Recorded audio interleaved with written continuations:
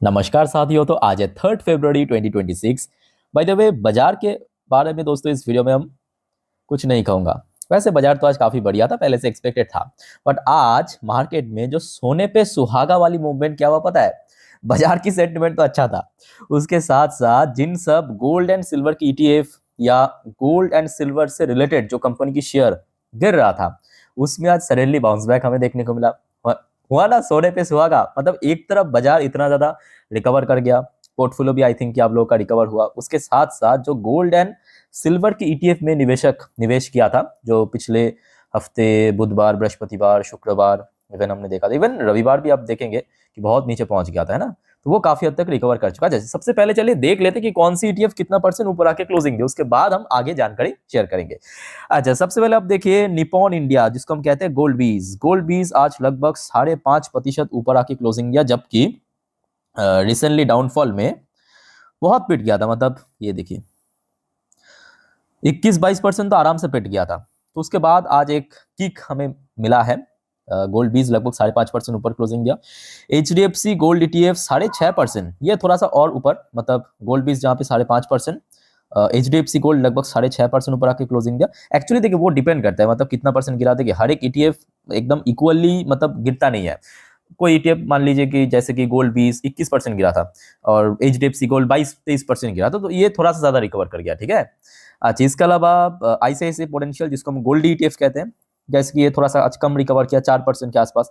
तो सेम चीज अगर आप देखेंगे, ये पिछले कुछ दिनों पे हो सकता है कि थोड़ा कम गिरा था, नहीं ये तो थोड़ा ये 24% गिर गया था, पर अभी थोड़ा रिकवर चल रहा है, ठीक है। अच्छा, इसके अलावा SBI गोल्ड, ये भी लगभग 3% के अधिक रिकवर किया। वो डिपेंड करता है ETF टू ETF, ठीक है। जैसे कि टाटा गोल्ड, ये भी लगभग 3-3.5% रिकवर कर गया। तो ये आपके गोल्ड आज एवरेजली अगर हम बात करें, वही 4% के आसपास रिकवर किया है। अच्छा, सिल्वर की अगर हम बात करें, सिल्वर 20 मतलब निपॉन इंडिया की जो, वो लगभग 12.5% रिकवर कर। आज सिल्वर में बहुत अच्छा रिकवरी हुआ, मतलब एकदम से क्रश होने के बाद आप कह सकते हो। और सिल्वर की ETF कितना क्रश हुआ पता है? ये देखिए लगभग 40% के ऊपर, ये देखिए 41% के आसपास क्रैश हो गया था। तो देखिए हो सकता है कि एकदम से टोटल रिकवरी नहीं हुआ, बट कुछ हद तक तो रिकवर हुआ ना, 12-12.5% के आसपास। या टाटा सिल्वर की बात करें, ये भी 12.5% रिकवर हुआ। आपके HDFC सिल्वर थोड़ा ज्यादा रिकवर कर गया, 16% के आसपास रिकवर कर गया HDFC सिल्वर। या सिल्वर ETF, ये भी लगभग 10% के आसपास रिकवर किया है। SBI सिल्वर भी लगभग 14% के आसपास रिकवर कर गया, है ना। अच्छा, इसके अलावा जो मेटल या सिल्वर एंड गोल्ड से रिलेटेड कंपनी की शेयर जो रिसेंटली गिर गया था, आपके पिछले हफ्ते की बात है, शुक्रवार रविवार को, उसमें भी आज एक बहुत अच्छा बाउंस देखने को मिला। जैसे ऐसे इन सब सिल्वर एंड गोल्ड में रिकवरी हो रहा है। ये देखिए हिंदुस्तान जिंक भी बीच में पिट गया था, क्योंकि मेनली हिंदुस्तान जिंक काम किया करते हैं वही सिल्वर की माइनिंग, ठीक है। जिस पे से ये देखिए लगभग 18-19% गिर गया था, और ये चल भी रहा था वही उसी वजह से। हिंदुस्तान जिंक की बात करें या वेदांता की बात करें, अच्छा वेदांत तो कॉपर माइनिंग करता है, कॉपर भी आज थोड़ा सा रिकवर किया है, ठीक है, इंटरनेशनल मार्केट में। सो दैट्स वाई वेदांता की शेयर भी लगभग, वैसे बाजार की सेंटिमेंट भी अच्छा था। या इसके अलावा हिंदुस्तान कॉपर, ये भी कुछ हद तक रिकवर किया। या आप मुथूट फाइनेंस को उठा लीजिए, ये भी आपकी गोल्ड लोन सेक्टर की कंपनी है, ये भी गिर गया था, क्योंकि गोल्ड की भाव अगर नीचे गया तो ऑब्वियसली बात है, जो गोल्ड लोन सेक्टर की कंपनी है ये इसमें भी गिरावट हो चुका था। अब देखिए 16% के आसपास, तो आज ये भी कुछ हद तक रिकवर कर गया, है ना। अच्छा, ये तो सब आपको मैं दिखा दिया। अब सवाल ये उठता कि क्यों क्यों सडनली रिकवर किया। आइए इस सवाल की जवाब ढूंढने की कोशिश करते हैं। और उसके पहले साथियों, आप सभी को रिक्वेस्ट करूंगा, अगर आप इस चैनल पे नए हो या तो चैनल को सब्सक्राइब नहीं किया ना, तो प्लीज फटाफट सब्सक्राइब कर लीजिए, ऐसे इन्फॉर्मेटिव वीडियो हर रोज हर वक्त पाने के लिए। देखिए अक्सर मैं आप लोगों को जानकारी दे देता हूँ, जैसे कि ये कल रात की 12 बजे की वीडियो में जो भारत और US के बीच सडनली ट्रेड डील साइन हुआ, उसी से रिलेटेड अपडेट दे चुका था। यहाँ पे कुछ और अपडेट, तो आज भी वैसे बहुत सारे टॉपिक पर हम वीडियो डालेंगे, ठीक है। तो एक भी अपडेट मिस मत करना, और काइंडली चैनल को सब्सक्राइब करके जरूर रखना। अच्छा, सबसे पहला जो की रीजन है कि सडनली, देखिए जियोपॉलिटिकल टेंशन, जो आपको मैं इसके पहले भी कहा था, आज भी अगेन रिपीट करूंगा। देखिए गोल्ड एंड सिल्वर, ये फैक्ट है कि काफी चल गया था, मतलब पिछले एक महीने पे, खास करके जनवरी की अगर हम बात करें, बहुत ज्यादा चल गया था। तो चलने के बाद एक प्रॉफिट बुकिंग देखने को मिला। जैसे ही प्रॉफिट बुकिंग देखने को मिला, तुरंत हमें फ्रेश बाइंग भी देखने को मिला, एकदम से क्रैश हो गया था ना। अब क्योंकि देखिए जियोपॉलिटिकल टेंशन खत्म होगा नहीं, वो लगातार बढ़ता जा रहा है। ऊपर से दुनिया भर की देशों की जो सेंट्रल बैंक है, जैसे कि भारत की RBI या जितने भी, वो सब खरीद रहा है, गोल्ड खरीद रहा है, सिल्वर नहीं गोल्ड खरीद रहा है। सो जिस वजह से आप देखिए, अभी एकदम लाइव आपको मैं दिखा रहा हूं, अभी इंटरनेशनल मार्केट में गोल्ड की भाव आपको याद होगा, कल रात की 10:30 के वीडियो में आपको मैं शो किया था, तब कहां पे था, $4,700 पर आउंस पे चल रहा था। अभी देखिए कहां पे, लगभग $5,000 पर आउंस के नजदीक पहुंच चुका है।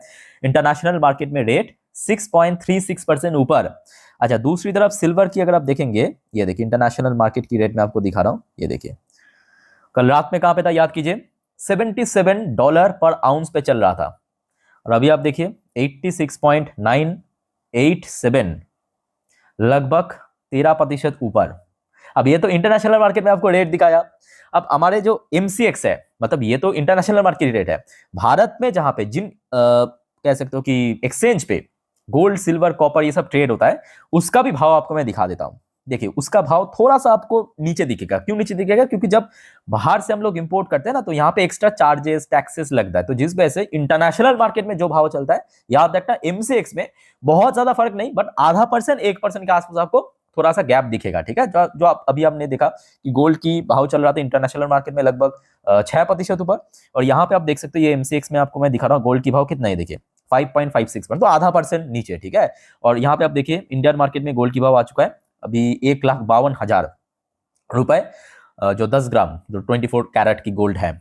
सिल्वर की भाव की बात करें, अभी इंटरनेशनल मार्केट में हमने कितना देखा, लगभग 13% के आसपास।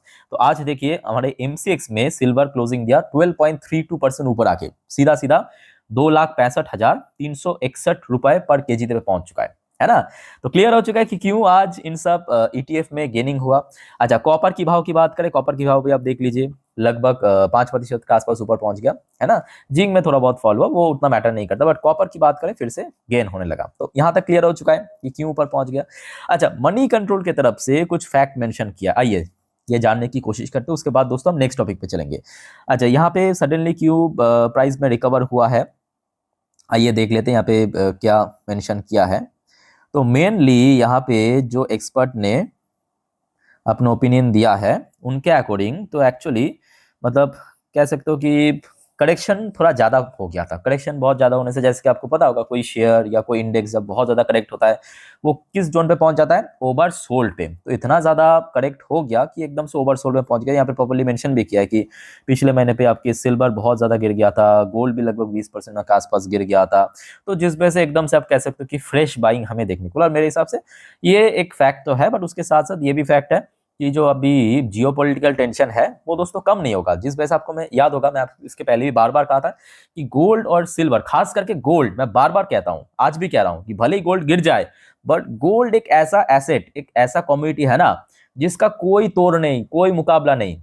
हाँ ठीक है, नियर टर्म बेस पे थोड़ा वॉलेटाइल रहेगा, थोड़ा ऊपर नीचे चलेगा, बट लॉन्ग टर्म में तो ऊपर ही जाना है। और मोस्टली ब्रोकरेज फर्म ने देखा कि गोल्ड को जो टारगेट कोई $6,000 पर आउंस, कोई $6,500 पर आउंस, ऐसे लंबा चौड़ा, क्योंकि देखिए जितना जियोपॉलिटिकल टेंशन बढ़ेगा, याद रखना निवेशक के लिए सबसे सेफ हेवन कौन, आपके जो गोल्ड है, सिल्वर है। ठीक है, अच्छा उसके साथ साथ अब जो निवेशक के मन पे सवाल ये आता है कि सर अभी करे क्या फिर से गोल्ड एंड सिल्वर की भाव बढ़ रहा है तो यहाँ पे निवेश करना शुरू कर। देखिए इस मुद्दों पे जो आपको मैं आई थिंक कि थर्सडे या तो फ्राइडे क्रैश किया था ना, उस दिन भी आपको कहा था इमीडिएटली कुछ डिसीजन लेने की जरूरत नहीं है। मतलब मान लीजिए कि आपने गोल्ड की ETF में या सिल्वर की ETF में निवेश किया, पहले हो सकता है कि आप प्रॉफिट में हो, प्रॉफिट कम हो गया, हो सकता है कि आप थोड़ा ऊपर लेवल में निवेश किया, आपका एकदम से लॉस चल रहा है, तो मेरे हिसाब से इमीडिएटली कुछ करने की जरूरत नहीं है, चुपचाप बस देखते जाइए, चुपचाप ऑब्जर्व कीजिए, टाइम टू टाइम जानकारी लीजिए। बट हाँ, बहुत सारे निवेशक क्या है कि फ्रेश बाइंग करना चाहते हैं, तो मेरे हिसाब से इमीडिएटली आपको बाइंग करने की भी जरूरत नहीं है। क्योंकि देखिए अभी आज हो सकता है कि बैक टू बैक 2-3 दिन गिरावट के बाद आज सडनली थोड़ा बाउंस बैक किया है, ठीक है, बट इसका मतलब ऐसा नहीं है कि एकदम से अभी रिकवर हो जाएगा, क्योंकि अभी भी बहुत सारे जियोपॉलिटिकल टेंशन तो है, और कहीं ना कहीं देखा जाए बहुत सारे जो बड़े लेवल की निवेशक जो गोल्ड एंड सिल्वर में बाई कर वो बेच भी रहा है। ठीक है, तो इमीडिएटली मैं कहूँगा डिसीजन लेने की जरूरत नहीं है, बट पहले थोड़ा स्टेबल होने दीजिए, पहले गोल्ड एंड सिल्वर को थोड़ा सा स्टेबल होने दीजिए, उसके बाद डिसाइड करना। ठीक है, तो समझ आ चुका है। तो वैसे अगर हम बात करें आज वैसे मार्केट के साथ साथ गोल्ड एंड सिल्वर रिकवर होने के बाद, ऑब्वियसली आज ओवरऑल बाजार की जो मूड वो भी काफी बढ़िया हो गया है ना। भाई देखो दोस्तों, मार्केट से रिलेटेड बहुत सारे जानकारी है जो कि आपको मैं नेक्स्ट वीडियो में दूंगा मार्केट से रिलेटेड, ठीक है। तो और कोई आपका कंफ्यूजन या डाउट है कमेंट करके पूछिए, और काइंडली दोस्तों चैनल को सब्सक्राइब करके जरूर रखना ऐसे इन्फॉर्मेटिव वीडियो हर रोज हर वक्त पाने के लिए। तो इस वीडियो को वाइंड अप करता हूँ, मिलता है नेक्स्ट वीडियो में। टेक केयर, बाय बाय, जय हिंद।